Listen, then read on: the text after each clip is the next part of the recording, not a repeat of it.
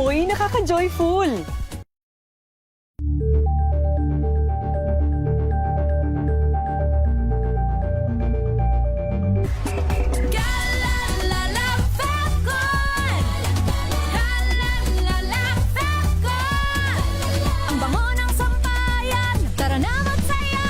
Calefacton, amoy nakaka-joyful!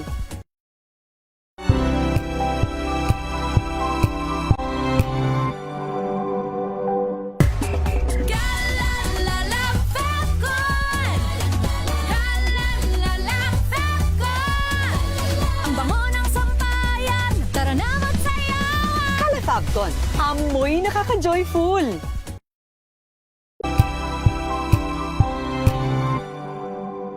This Saturday on Scene Zone, pag-usapan natin ang longest-running European Film Festival in the country na Cine Europa. Kasama ang European Union Ambassador to the Philippines, His Excellency Massimo Santoro. Mahalaga para sa akin na makita ng pelikula sa Tagalog din, very much dominated by social media content which is short, which is quick, etc. There is still good room to do things in the classic way. A Filipino worker who decides to move to Cyprus. The title of the movie is Maricel. I would say biyahe sa kultura, something like that. And the best part of it is that it's also free, right? Definitely so. Alas 12 ng tanghali, dito lang sa DZRH TV.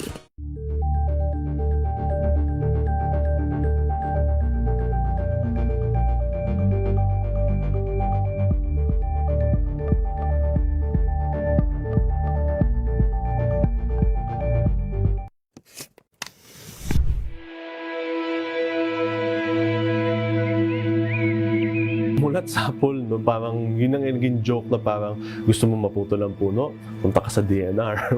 Pero kasi ano na yan eh, parang nangyari na eh. Hinahabol mo na lang yung, sinusubukan mo na lang gawing okay yung pinahintulutan mo. Babalik at babalik pa rin siya na dapat ma-hold into accountable yung mga pumayag.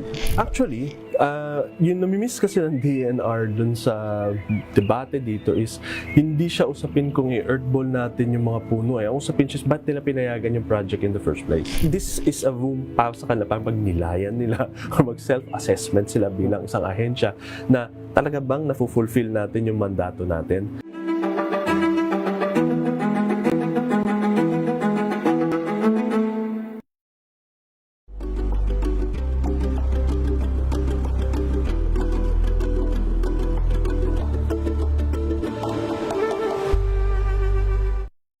Mga balitang gigising sa inyong umaga. Mga balitang kailangan mong malaman. Mapapakinggan sa ACS Balita sa 2x2.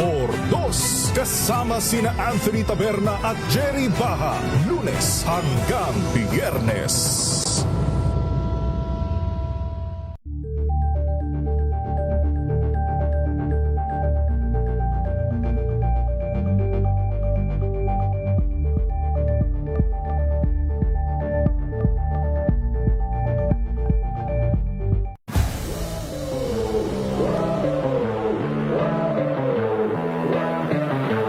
Speed climbing kasi is it's a very weird sport. Hindi siya katulad ng basketball. I think the biggest factor that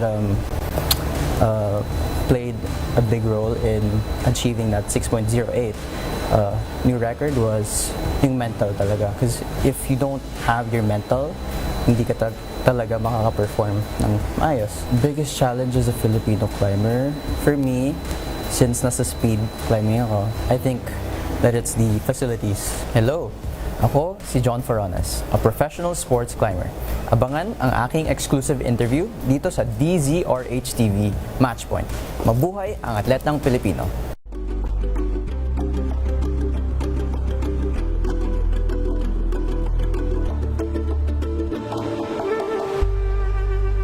Alamin ang mga maiinit na isyung pambayan, mga balitang kailangan mong malaman, usapin sa pamahalaan, politika, ekonomiya at kabuhayan. Ito ang mga dapat mong malaman, pakialaman at pag-uusapan dahil kayo ang tinig ng mamamayan dito sa Damdaming Bayan.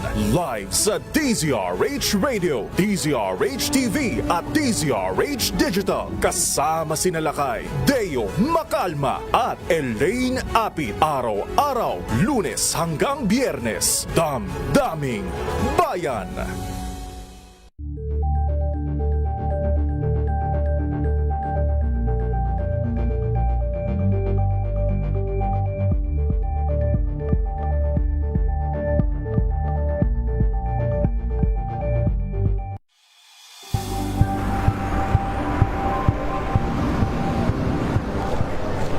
Pa rin ang ating mga eksperto. Dito lang sa Expert Opinion. Ito ang The Better ang News. TNVS. Trending and Isang kwento, iba't ibang anggulo. Dito sa Point of Bawat pananagutan ating tatalakayin dito sa Hoy. Bawal yan. Pilipino, dito lang sa DZRH. Match up entertainment and lifestyle. Ito ang MBC TV Network News. Una sa Pilipinas, una sa Pilipino. Tonight, Ang inyo pa rin pong mga lingkod sa pagbabalita, sina Ray Sibayan. At Kisas Para sa Habson. DZRH, una sa Pilipinas. Una sa Pilipino. Standby Noche Cacas and Edwin Duque. Sa ating pa rin po mga balita, kinumpirma ng pambansang pulisya na nagpatawag ng biglang pulong si Interior Secretary John Vic Remulla sa top brass ng PNP sa Campo Crame.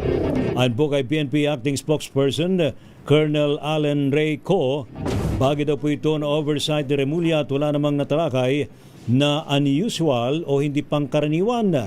Itinanggi rin ni Co na may natanggap silang validated intelligence na munoy nagpaplanong lusubin ang Malacanang sa June 12. Ito po ay reaksyon ng PNP sa sinabi ni Montulfo na may nagbabalak daw ng tensyon sa mismong araw ng kasarinlan. Magugunit ang nagigpit pa ang pulisya sa Menjola at iba pang kalye sa paligid ng Malacanang mula nang mangyari ang September 21 incident kung saan ilang pulis ang nasaktan.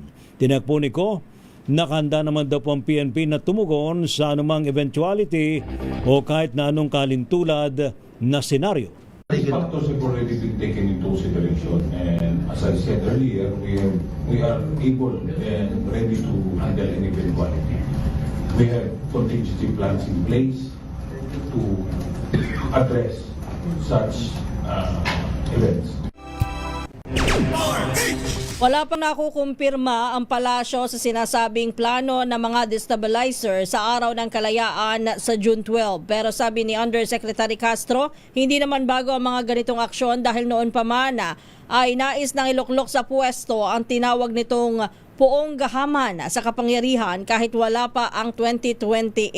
Iginit ng palasyo o ng palace official na mandato ng law enforcement agencies at investigating bodies na aksyonan ang mga ganitong klase ng illegal activities. Dagdag ni Castro, mag-ingat ang lahat sa mga kampon ng kadiliman. tomorrow's News Tonight. Samantala naman meron tayong update mula kay Ms. Karen Oyong. Amerika, binawi daw po ang mga visa ni Leyte Congressman at dating House Speaker Martin Romualdez. Ayon po yan mismo kay Ambassador Jose Manuel Romualdez. Ibalita mo nga yan, RH4, Ms. K. Karen Oyong, Ms. Karen. Binawi ng Amerika ang mga visa ni Leyte Representative at dating House Speaker Martin Romualdez na humaharap ngayon sa kriminal na investigasyon sa pagkakadawit nito sa kontrobersyal na Ghost Flood Control Project issue. Itong kinumpirma ni Philippine Ambassador to the US Jose Manuel Babe Romualdez sa DZRH ngayong Biyernes. Ayon sa mga ulat, kanselado na ang A1 Diplomatic Visa at B1, B2 Non-Immigrant Visa ng mambabatas. Ngunit walang dahilan na ibinigay para para sa naturang aksyon. Hindi rin nagbigay ng dahilan ng US Embassy Manila sa pagbawi ng US visas ni Romualdez. Sa mensahe ng US Embassy sa DZRH, hindi sila makapagkomento sa naturang issue dahil ang mga visa records ay confidential, partikular na sa mga individual na visa cases o mga espesipikong aksyon na isinasagawa ukol dito.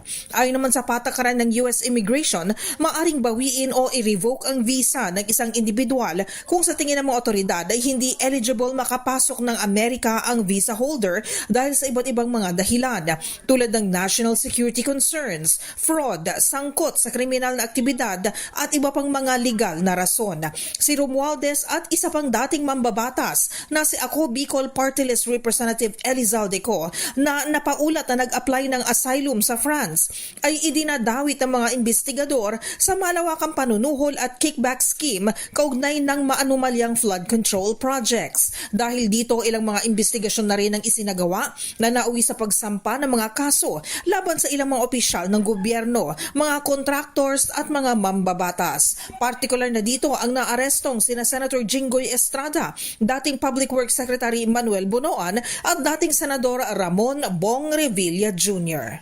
Ako si RH4 Karen Oyong nag-uulat para sa DZRH. Una sa Pilipinas, una sa Pilipino. Samantala, permanenteng pagpapatigil sa Salex Project matapos ang mass tree cutting sa Quirino Avenue ipinanawagan. Ibalita mo yan RH9, Tina Nolasco.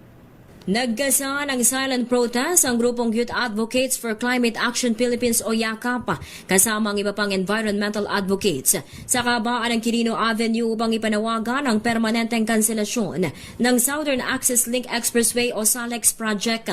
Ang kilos protesta ay bunsod ng matinding galit at pagkadismaya ng publiko matapos ang isinagawang malawakang pagputol sa nasa 240 puno sa lugar para bigyang daan ang nasabing proyekto.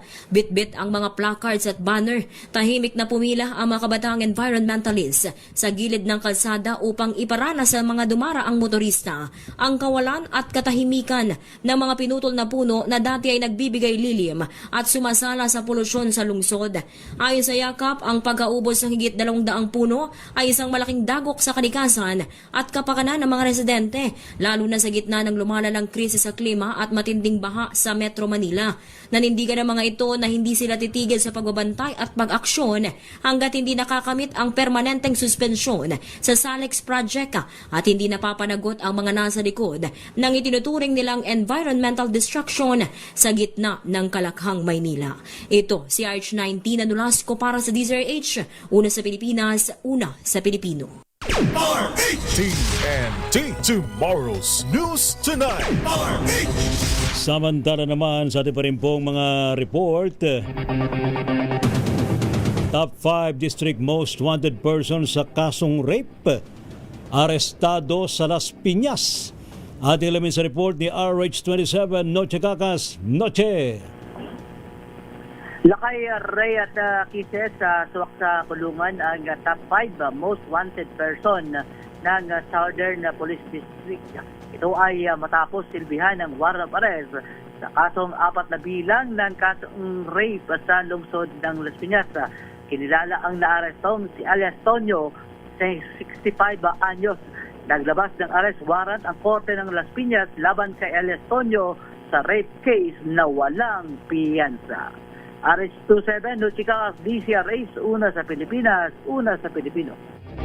Samantala, buntahan naman natin ang Kamanava, lalaking pugante sa kasong murder na aresto daw po ng PNP Malabon. Ibalita mo yan, RH23, Edwin Duque. Isang malaking accomplishment sa panig ng HRPO at pagkakaresto at patagumpay na pagkailalim ng Enhanced Management Police Operation.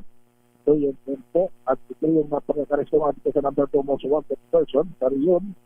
Namuna rin sa listahan ng Northern Police District bilang to top 2 most wanted persons ng Calabog City para sa buwan na kasalikuyan. Ang suspect ay nagpot sa kasong pagpatay batay sa isang warrant of arrest nilabas para sa great offense na isinilbi ng mga operatiba ng warrant of arrest ng hapon kanina lamang. Ito'y naganap sa kaban ng MS del Pilar kung saan dito nagtatago Habang mainit na hinahanap ng batas, ay naman kay Police Colonel Lelibig, ang pagkakaresto sa suspect ay po ng pinaigting ng banat ng komisyon bilang bahagi po rin ng patuloy na kampanya ng NCRPO laban sa mga high priority activities. Ang suspect ay matagal na hinahanap at nakakasito sa batas at kalata na pinitux na ito ng mga bumili. Ang reflect sa Triaduto kinagulat sa Pisa Resula sa Pilipinas. Luma sa Pilipinas. TNT Tomorrow's News Tonight. Samantala naman, standby kay June Soter sa ating pa rin pong mga balita. Sumailalim daw po sa 2 o 2 medical procedure si dating DPWH Secretary Manny Bonoan. Kasunod daw po na nangyaring heart attack. Kasunod po nito hinihintay ng pulisya ang clearance mula naman sa attending physician bago tuluyang ilipat si Bonoan pabalik sa PNP General Hospital. Kasunod po ito ng pagpayag ng Sandigan Bayan na ma-hospital arrest sa Campo Crame akusado sa plunder kaugnay ng flood control scandal. Ayon po kay Interior Secretary John V. Cremulya, nakadalawang procedure nga raw po si Bonoan para sa kanyang heart attack. Wala umano sa mabuting kondisyon si Bonoan, kaya kung hindi kakayanin ng PNP, hihirit daw po sila sa anti-graft court na may transfer o mailipat sa mas advanced na pasilidad tulad po ng The Medical City. Ayon po kay Colonel Cleto Manongas, hepe ng PNP General Hospital, malalaman pa sa mga diagnostics kung fit for trial si dating Secretary Manuel Bonoan. It's too early po to tell na kung malabo o mabilis na po. Pero sir, kung lagi siya nagtatrigger ng stress and given na may mga sakit siya, fit for trial ba si Secretary Manny? Titingnan natin po if all the examination was already done and kung depende rin sa assessment ng kanyang attending physician po. Samantala, pinayagan naman ng Sandigan Bayan si dating DPWH Secretary Manuel Bonoan na sumailalim sa hospital arrest. Batay po sa resolusyon ng 5th Division ng dating kalihim po ay pinakonfine sa PNP General Hospital sa Camp Crame. Siya po ay kasalukuyang naka-admit sa Medical City dahil sa angiogram procedure, bukod pa sa diabetes at iba pang karamdaman. Ayon sa ruling, dahil sa masela ng health conditions ng dating DPWH Secretary, makatwiran lamang na ikonsidera ang pagsasailalim sa kanya sa hospital arrests. TNT Tomorrow's News Tonight. Samantala, umahabol naman ang report mula kay June Soter, DNR 11. Pinasinungalingan ng balitang pinatigil ni Pangulong Ferdinand Marcos Jr. ang koleksyon ng basura sa Davao City. Report mula kay June Soter. June.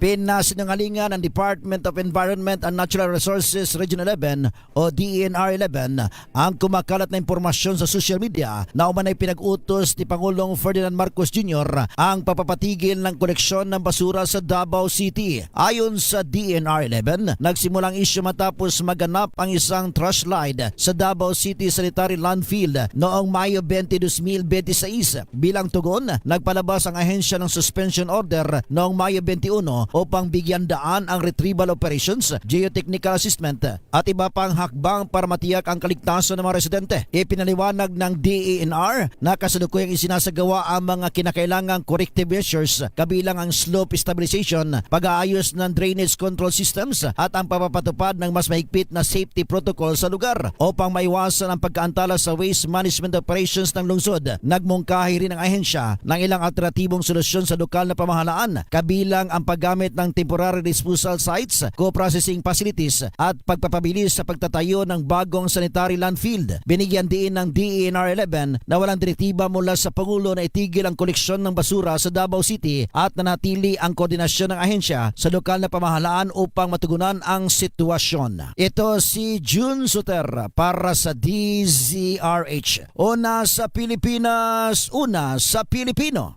TNT Top News Trending Worldwide.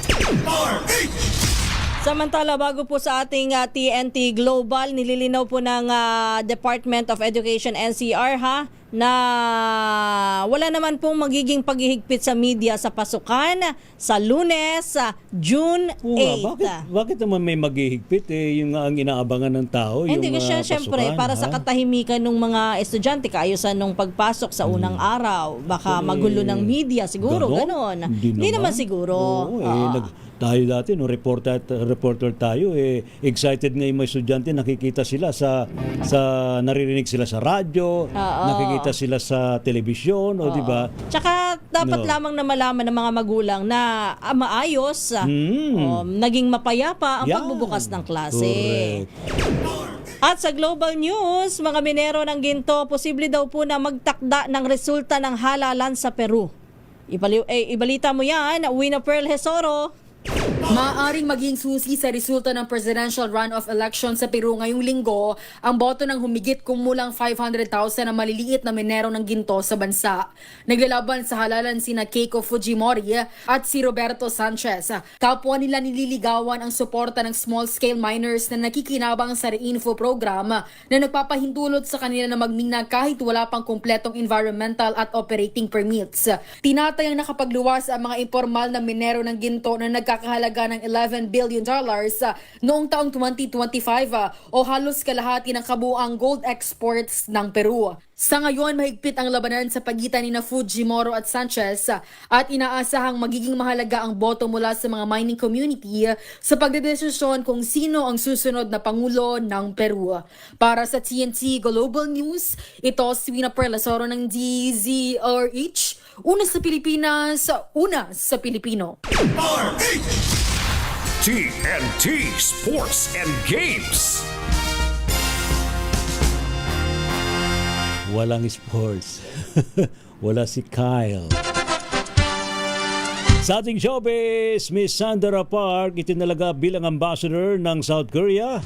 Abay, nagpasalamat daw po sa naging karanasan sa Pilipinas. Aba, ibalita mo nga yan, Don Carlos.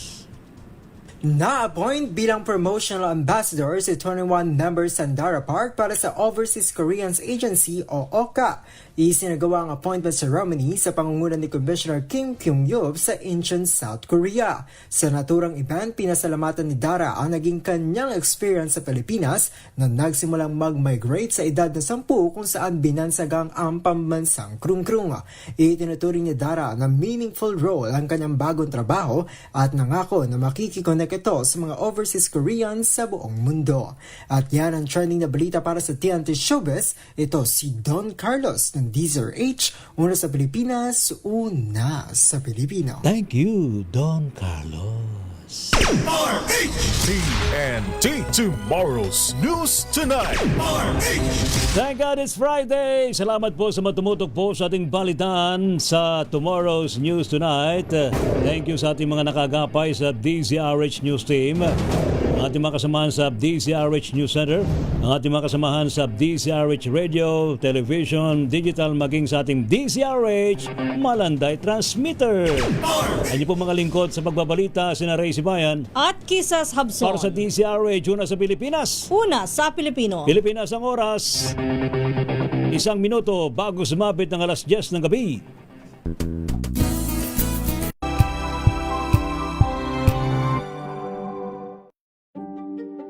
Buklatin ang mga pahina. Pakinggan ang boses ng lipunan. Tunghayan ang mga issue mula sa ibang katayuan. Nakakalungkot kasi deserve ba na